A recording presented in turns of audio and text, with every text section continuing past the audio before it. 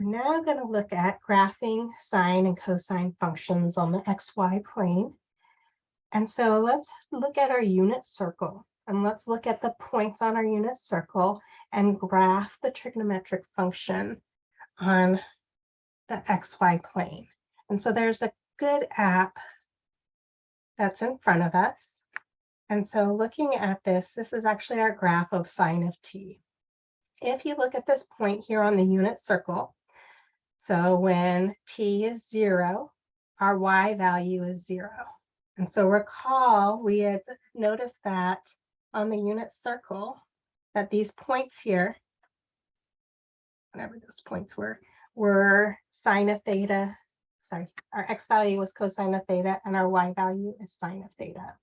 So if we look here, when t is 0, our y value is 0.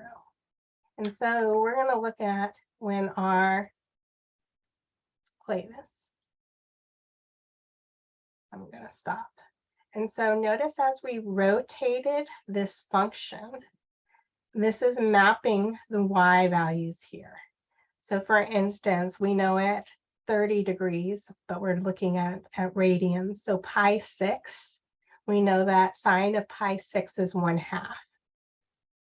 So 1/2 right here. And so plotting those values. And our maximum value here for our y is going to be 1. And so let's continue to plot. We know that at pi 4ths, we get root 2 over 2, which is approximately 0.7 something.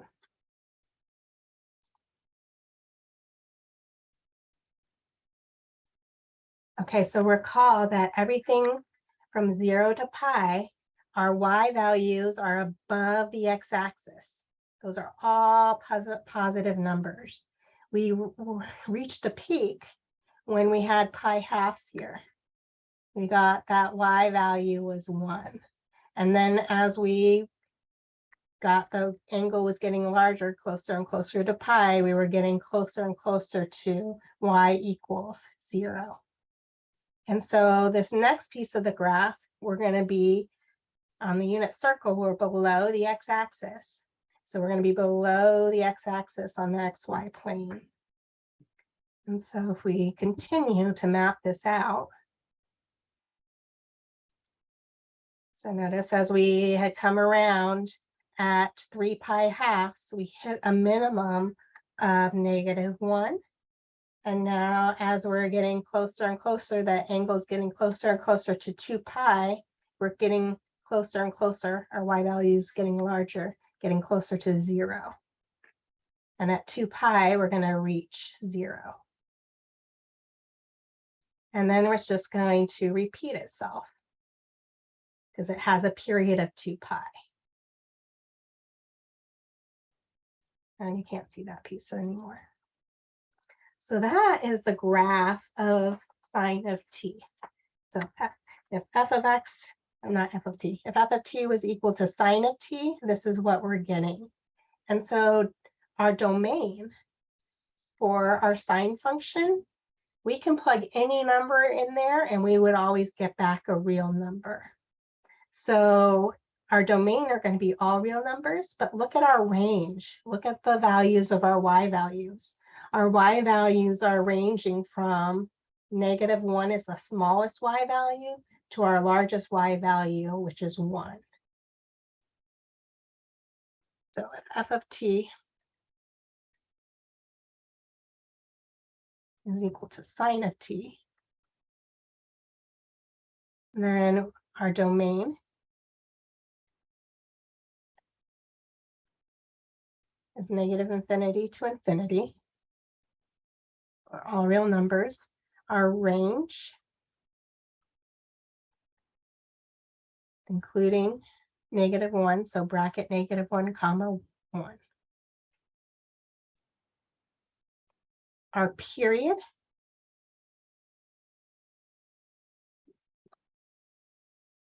is 2 pi.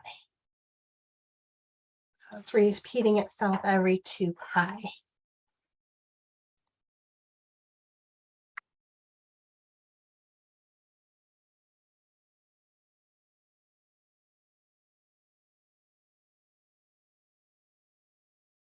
And so we just saw the graph. Oh, it's similar to this.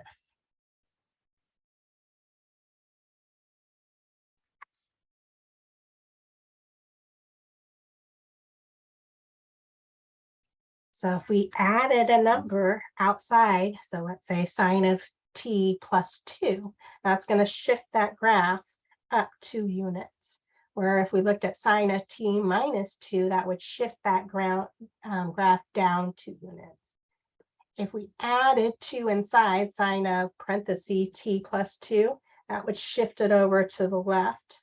Or if we had sine of t minus 2, that would shift that graph over to the right 2 units. And then we are going to get into stretching and shrinking in a minute.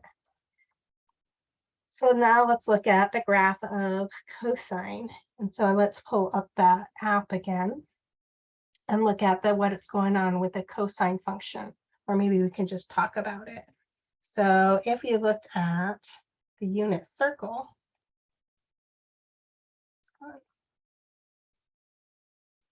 let's say we had f of t equals cosine of t.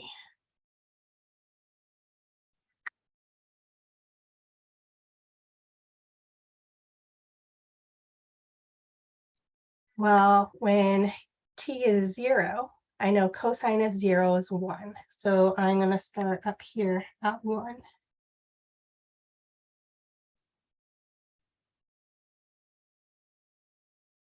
So a lot of times I will break this up into fourths. So I will look at pi halves, pi, in this case, 3 pi halves, and 2 pi. So I know cosine of pi halves, I'm up here on the y-axis on the unit circle, my x value is 0. So I'm going to hit the x-axis here, or t-axis. At cosine of pi, I get -1. At cosine of 3 pi halves, my y value, or my x value is 0. And at 2 pi, my x value gets back 1.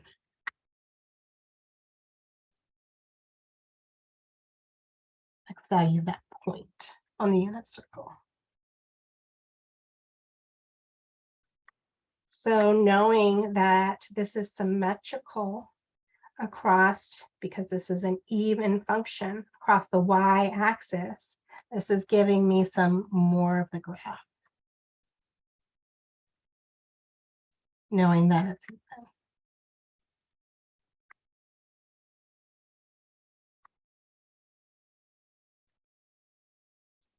And across the origin, so you're splitting this into fourths. For my sine function, it's gonna look similar to this.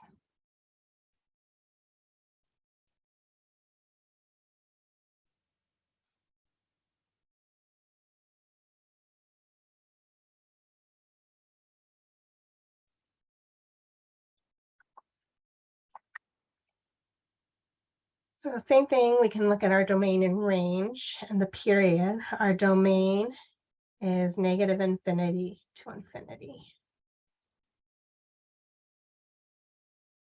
All real numbers. And our range is -1 to 1. And period is 2 pi.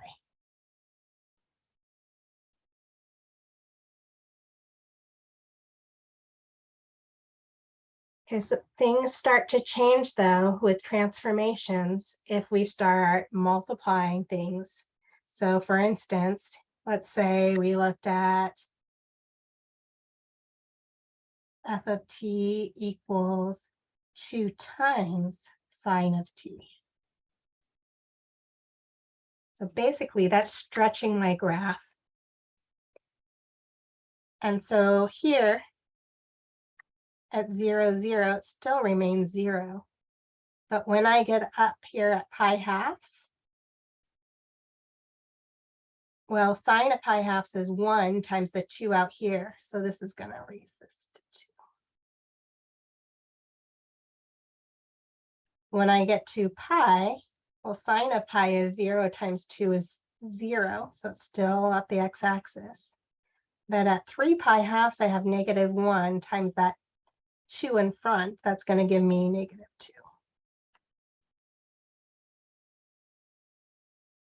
2 pi, get back here at 0.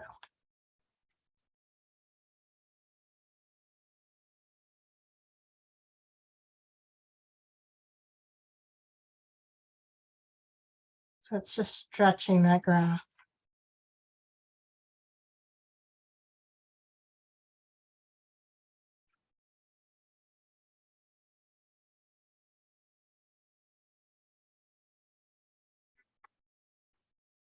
So trigonometric functions, some of them have what are called amplitude. In our graph, right now, it's basically just the absolute value of this number in front of our cosine function. So if we had, let's say,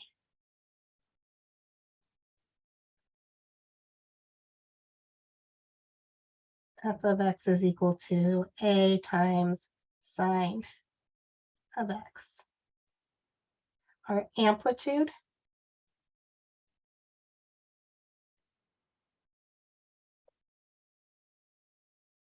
is absolute value of a. So in this case, f of t equals 2 sine of t. Our amplitude is equal to 2. Multiplying by a number in front of the cosine function or sine function didn't change my period. My period in this case is still 2 pi.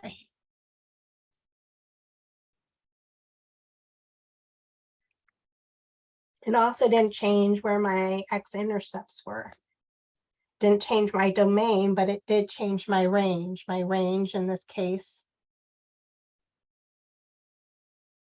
my y value, the smallest is -2, and the largest is +2. So I'm hitting all the y values in between and including -2 and 2.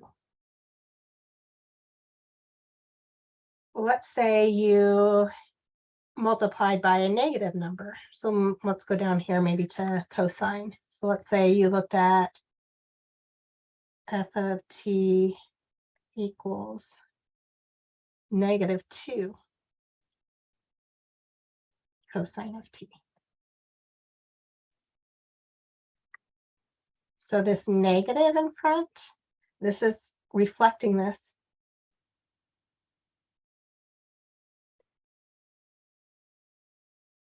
across the x-axis. So that's what the negative is doing. And the 2, this is stretching it.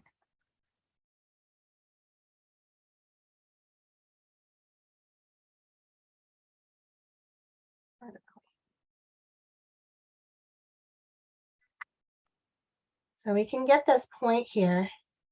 This point here, originally on our original cosine of t function, when t was 0, we got y was 1.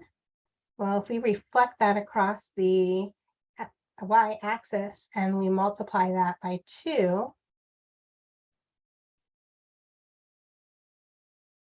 so this point here is 0, 1 is now going to become 0, -2. Still going to hit the x-axis at pi halves, but reflecting this point here that was at pi -1, it's now going to reflect it across the x-axis, and now it's going to go up 2. 3 pi halves will hit the x-axis or t-axis in this case, and then at 2 pi, we're going to hit -2. So our graph looks similar to this. Oops.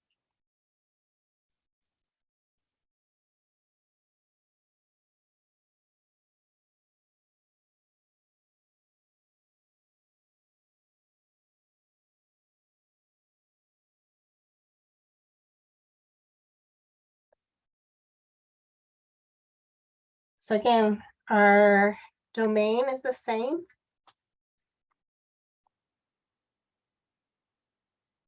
Negative infinity to infinity. Our range has changed. Lowest value is -2, all the way up to the highest value of 2 for y. Our domain is, our period is the same, which is 2 pi. It's repeating itself every 2 pi. And the amplitude is 2.